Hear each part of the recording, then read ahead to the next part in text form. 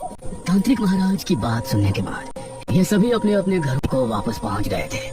मेघना बेड पर लेटी सोच में डूबी थी। ओ यार, तू इतना क्यों सोच रही है? ये दमयंती आखिर थी कौन? हमें तो लगता है कि उसका महाराज से मिलना कोई संयोग नहीं था, बल्कि इसके पीछे उसकी कोई साजिश थी। इस पर इशिता ने मेघना को हैरानी से देखा। अरे तेरी तबीयत तो ठीक है? ये किस टोन में बोल रही है तू? देख मेघना, मैं तो पहले यहाँ से जाना चाहती थी, तेरे कहने पे मैं रुकी हुई हूँ। मुझे इस गाँव की कहानियों से कुछ लेना देना नहीं है। कल एकादशी है, हमें बस उस मृत्युंजय अमृत का सैंपल लेना है और परसों सुबह होने से पहले इस गाँव को छोड़ देना है। That's it। ये कहकर इशिता ने आदर तानी और सो गई। से कैसे बताऊं कि मैंने खुद को सपने में राजकुमारी बने देखा है। मुझे अपने सपनों का पूरा रहस्य जानना है, मैं यहाँ से नहीं जा सकती।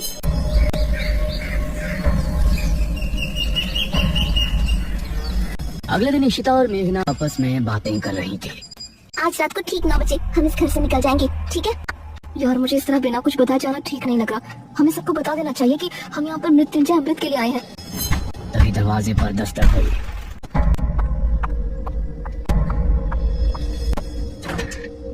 अरे अनुज तुम? हाँ मैं। क्या बातें चल रही हैं? तुम लोग आज रात मृत्युंजय अमृत को लाने की बात तो नहीं कर रहे ना? नहीं नहीं, ऐसा कुछ नहीं है। गांव में इतनी प्रॉब्लम चल रही है, ऐसे में हम कैसे मृत्युंजय अमृत के बारे में सोच सकते हैं? हाँ वही कह रहा हूँ, आज रात तांत्रिक महाराज अनुष्ठान शुरू करेंगे, सभी को घरों में ही रहना है। तुम बेफिक्र रहो, हम कहीं नहीं जाने वाले।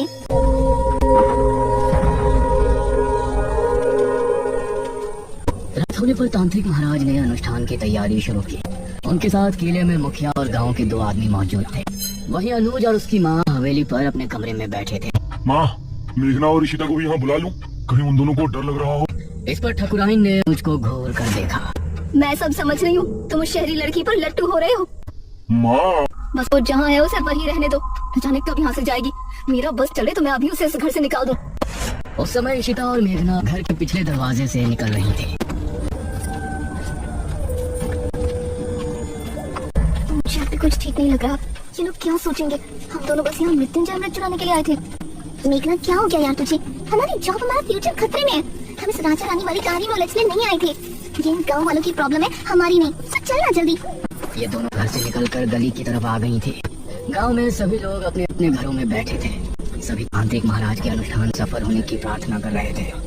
पूरा सामने जंगल का रास्ता। उस समय गांव का एक आदमी राजू सिगरेट पीता हुआ जंगल की तरफ से आ रहा था। अरे यार, आज तो ओस बहुत ज्यादा है, सिगरेट भी नहीं सुलग रही। कुछ ही दूरी पर उसको इशिता और मेघना सामने से आती नजर आ रही थी। अरे वाह, यह तो वही शहरी हसीनाएं हैं जो मुखिया के घर ठहरी हैं। इनसे जान पहचान बढ़ाने का यह अच्छा मौका है। वो भी कुछ दूरी के फासले से इनके पीछे हो लिया। इशिता और मेघना ने अभी जंगल की सरहद पर कदम रखा ही था कि तभी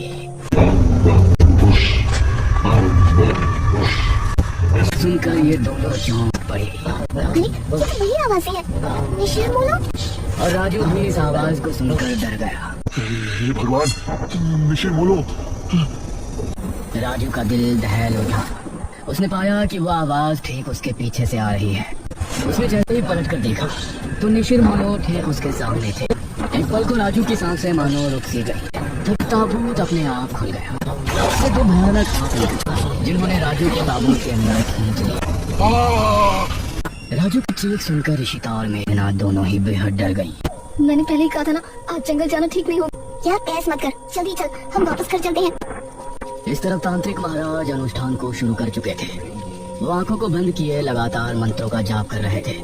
मुखिया और वो दोनों आदमी उनसे कुछ ही दूरी पर थे। कहीं निशिर मोलो हमें देख ना ले। इशिता और मेघना दोनों डरी हुई हालत में आगे बढ़ रही थी, लेकिन वो आवाज कम होने के बजाय और बढ़ती जा रही थी। माँ, मैं यहाँ क्या करूँगा?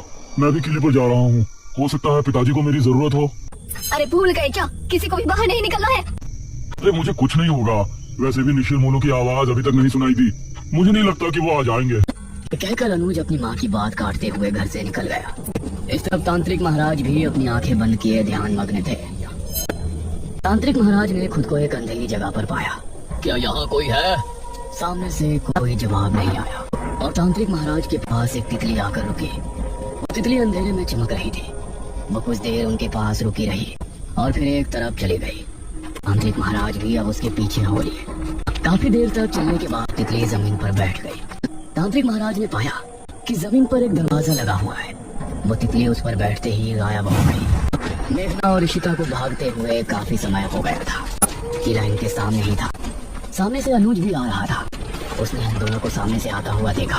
अरे तुम मेघना और ऋषिता, तीनों एक दूसरे को देखकर हैरान रह गए। तुम दोनों यहाँ क्या कर रही हो? तुमको तो अपने कमरे में होना चाहिए। मेघना कुछ कहती, लेकिन इससे पहले ही ये क्या?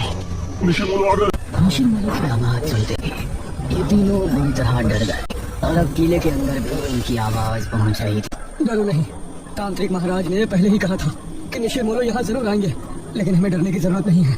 जब तक हम अपने घरों में हैं, वो हमें कोई नुकसान नहीं पहुंचा सकते। चलो हम भी किले के अंदर चलते हैं। और ये तीनों किले के अंदर पहुंचे। अरे तुम तीनों यहाँ क्या कर रहे हो? वो कुछ नहीं पिताजी। क्या मतलब कुछ नहीं? हमने कहा था ना कि आज की रात बाहर नहीं निकलना। तभी तांत्रिक महाराज ने एक लंबी सांस भरी और अपनी आंखें खोली। ये सभी उन्हें गौर से देखने लगे। क्या हुआ तांत्रिक महाराज, कुछ पता चला? मैंने अपनी पूरी शक्ति लगा दी, लेकिन मुझे सिर्फ एक दरवाजे के अलावा कुछ नहीं नजर आया। इस पर सबसे पहले मेघना ने सवाल किया, कैसा दरवाजा?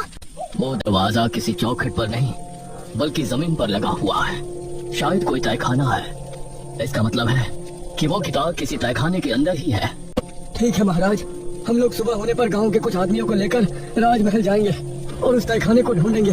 हाँ, यही विचार ठीक होगा। अब आप लोग अपने घरों को जा सकते हो। ध्यान से जाना, निशिमोलो अभी भी तुमको रास्ते में मिल सकते हैं। जो आ गया महाराज। मुखिया अनुज और इनके साथ घर की तरफ रवाना हो गया और बाकी सभी गांव वाले भी अपने अपने घरों को चले गए। अनुज, तुमने बताया नहीं कि तुम तीनों यहाँ क्यों आए थे?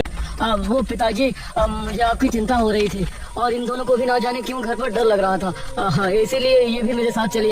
मुखिया को अनुज की बात में सच्चाई नहीं नजर आ रही थी, लेकिन उसने आगे कुछ नहीं कहा।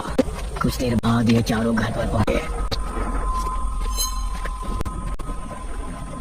अब तुम लोग जाकर अपने अपने कमरों में चुपचाप सो जाओ, कोई मस्ती मजाक नहीं। जी पिताजी। ये कहकर मुखिया अपने कमरे में चला गया। फिर मेघना ने अनुज की तरफ देखा। थैंक यू अनुज, तुमने हमारे लिए अपने पिताजी से फिर झूठ बोला। अरे कोई बात नहीं मेघना, तुम्हारे लिए तो मैं 1000 झूठ भी बोल सकता हूँ। ये कहकर अनुज मुस्कुराते हुए अपने कमरे में चला गया। फिर ऋषिता और मेघना भी अपने कमरे में पहुंचे। उस रात मेघना के मन में कई सवाल चल रहे थे। करीब 4 बजे जब वो सो रही थी तो उसने अपने आप को राजमहल में खड़ा हुआ पाया। अपने उसी राजकुमारी वाले अवतार में वो एक गलियारे से होती हुई आगे बढ़ रही थी। सामने ही एक बड़ा सा दरवाजा नजर आ रहा था। वो उस दरवाजे से होती हुई अंदर पहुंची। सामने एक अलमारी थी। उसने उस अलमारी को खोला तो उसके अंदर एक बक्सा रखा था। उस बक्से को खोलने पर उसे एक अंदर बड़ी सी चाबी रखी हुई नजर आई। मेघना सपने में बिल्कुल सही सलामत थी, लेकिन बाहर उसका पूरा शरीर पसीने से सराबोर हो गया था। तभी पिता ने करवट ली तो उसने एक पल को आंखें खोलकर मेघना को देखा। मेघना, क्या हुआ तुझे?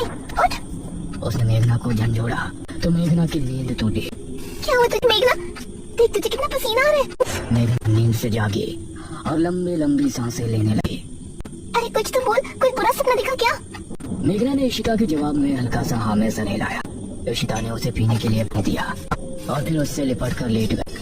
सुबह होने पर तांत्रिक महाराज कुछ गांव के लोगों को लेकर राजमहल पहुंचे। कोई भी कमरा, कोई भी गलियारा छूटना नहीं चाहिए। जी महाराज।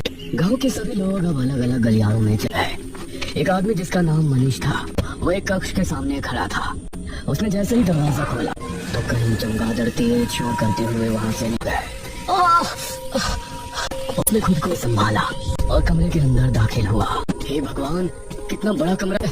तभी उसे भारी कदमों की आवाज सुनाई देने लगी। उसने सामने देखा कि वही लबादे वाला आदमी उसके सामने खड़ा है। मनीष उसको देखकर दरवाजे की तरफ भागा, लेकिन दरवाजा अपने आप ही बंद हो गया। तभी वो लबादे वाला आदमी तेजी से उस पर पहुंचा और उसने कसकर मनीष का पकड़ लिया। मनीष की चीख महल की दीवारों में ही सिमट कर रह गई। गांव के लोगों ने राजमहल की अच्छे से तलाशी ली, लेकिन राजमहल इतना बड़ा था कि अपना पूरा दिन लगाने के बाद भी आधे राजमहल की छानबीन भी नहीं कर पाए। तांत्रिक महाराज, अब तो रात होने वाली है, अभी तक उस तहखाने का कुछ पता नहीं चला। उसको ढूंढना इतना भी आसान नहीं है जितना हमने सोचा है। मुखिया जी, हम रात में यहाँ नहीं रुक सकते। अवश्य, हम सभी यहाँ से निकलते हैं। सुबह होने पर फिर से आएंगे। ये सभी राजमहल से निकल ही रहे थे, तभी सामने से इनको मेघना आती हुई नजर आई। अरे बेटी मेघना, तुम यहाँ? जी अंकल। तुम यहाँ क्यों आई हो पुत्री? मुझे लगता है कि मैं उस तहखाने तक आपको लेकर जा सकती हूँ। ये कैसे हो सकता है? इस पर तांत्रिक महाराज ने मुखिया को के इशारे से चुप कर दिया। तुमको ऐसा लगता है तो ठीक है, बताओ कहाँ है वो तहखाना? अब मेघना आगे आगे चल रही थी और सभी उसके पीछे थे। वो एक गलियारे से होती हुई आगे बढ़ रही थी। सामने ही एक बड़ा सा दरवाजा नजर आ रहा था। वो उस दरवाजे से होती हुई अंदर पहुंची और ये सब भी उसके पीछे अंदर पहुंचे। सामने एक अलमारी है। उस अलमारी को खोला तो उसके अंदर एक बक्सा रखा था। उस बक्से को खोलने पर उसे अंदर एक बड़ी सी चाबी रखी हुई नजर आई। उसे देखकर ये सभी हैरान रह गए। हे भगवान! मेघना ने बिना कुछ बोले चाबी को उठाया और फिर से आगे बढ़ी। सामने एक और दरवाजा था। उससे होते हुए सभी को अपने साथ अंदर ले गए। उस अंधेरे कमरे में सभी को जमीन पर एक दरवाजा नजर आया, जिसे देखकर सभी की हैरानी का ठिकाना नहीं। यही है वो दरवाजा जो हमने हमारी दिव्य दृष्टि से देखा था। उस दरवाजे पर एक छेद था। मेघना ने उस छेद के अंदर चाबी लगाकर 3 बार घुमाया। अब इसे उठाकर देखो। तांत्रिक महाराज के कहने पर 2 आदमियों ने दरवाजे उठाकर देखा तो वो आसानी से उठ गया। दूसरी तरफ अनुज और ईशिता घर पर मौजूद थे। अनुज, मेघना कमरे में नहीं है। क्या मतलब? कहाँ गया वो? मुझसे तो टॉयलेट की बोल के गई थी, अब देखा तो वहाँ भी नहीं है। ये सुनकर अनुज हैरान रह गया। इस तरह राजमहल में ये सभी तहखाने के अंदर पहुँचे। वहाँ एक शीशे के बक्से में एक किताब रखी हुई नजर आई। हाँ, यही है बेरमपुर पुराण। सभी किताब को देखकर खुश भी थे और हैरान भी।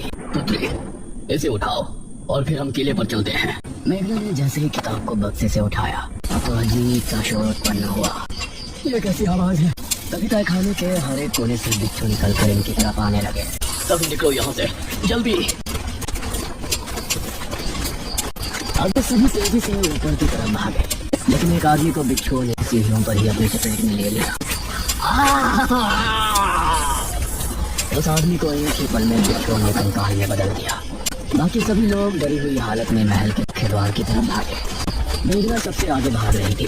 दरवाजे से होते हुए ये महल से बाहर निकलने में कामयाब हो गए, लेकिन ठीक दरवाजे पर जो आदमी सबसे पीछे था उसको भी बिच्छुओं ने अपनी चपेट में ले लिया। उस आदमी की चीख राजमहल में भूमि लग गई। लोगों ने अब अपने कदमों को रोका नहीं और किले में पहुंचकर अपनी सांस तोड़ी। तांत्रिक महाराज ने मेघना को गौर से देखा। पुत्री, इस किताब के बारे में तुमको कैसे पता चली? उस समय अनुज और ईशिता भी वहाँ पहुँचे। अब ये सभी मेघना की तरफ ही देख रहे थे, लेकिन मेघना की नजर उस किताब पर थी जिससे कई रहस्यों का खुलासा होने वाला था।